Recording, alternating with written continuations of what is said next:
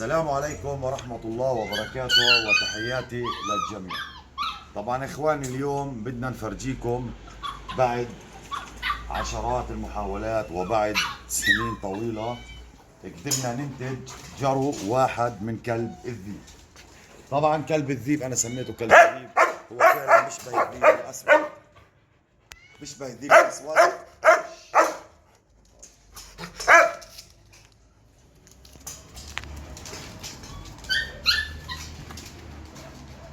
أنثى. طبعا عملنا زراعة، كنا ناخذ الزرعة من الكلب ونحكنها للأنثى لعدة أناثي ونجرب وما يزبط. أعطيته فيتامينات وأدوية وعلاجات لفترة طويلة برضه ما زبط. بالآخر حقنا لأنثى من نوع بلجيكي يعني مالينوا ممتازة لكلب الذيب. يعني هو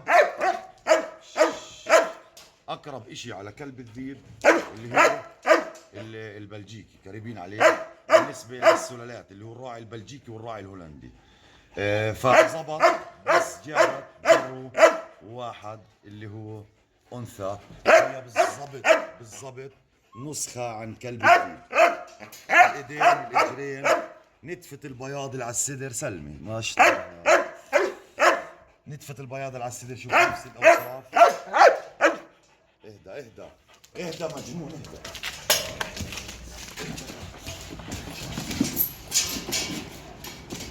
طبعا انا بديش يفلت علي حامل الايد، نصها طبق الاصل زي شايفين، الايدين الاجرين اللون نفس الاشي، فيش فرق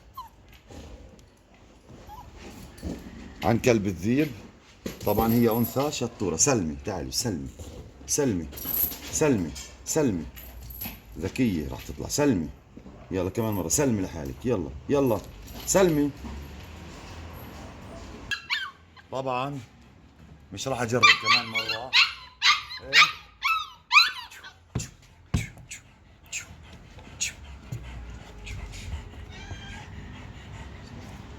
راح تطلع شرسة هاي.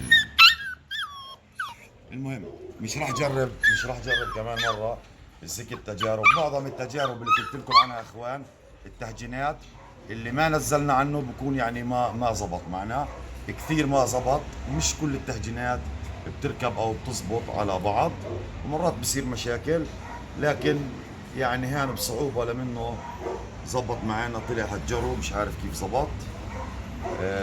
محاولات كثير عملنا، فيتامينات زي ما قلنا لكم حقنا، اعطينا ادويه، كل شيء زبط معنا مره واحده عن طريق الحقن. احنا ناخذ الزرعه من الكلب ونحكي لانه هو كمان ما بيعرف يتزاوج. طبعا زي ما قلت لكم كمان مره، هو فعلا بيشبه الذيب، بيشبه الذيب الاسود اللي بيكون بمناطق روسيا، انواع الذئاب نفس الشيء. هي اصلا هاي الكلاب اصلها مهجن من ذيب، يعني فيها شرش من الذئاب. ونشوف شو بدنا نعمل مع الانثى.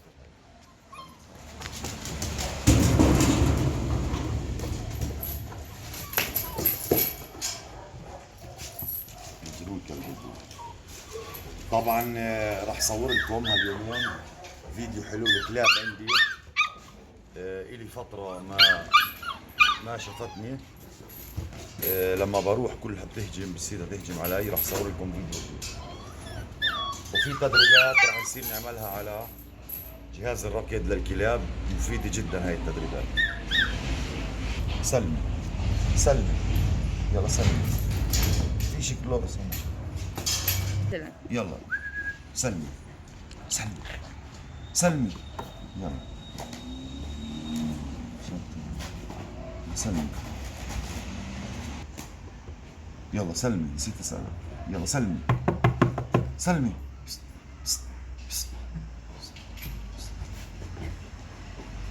ولا ومزعها هاي لي، خليلتي فيها. طبعا كلب الذيب صار له عندي فترة. هذا الكلب جبته زمان، كان الناس وصار يهاجم يعني اصحابه وخافوا منه فاعطوني اياه. صار له عندي فترة طويلة. جنون نون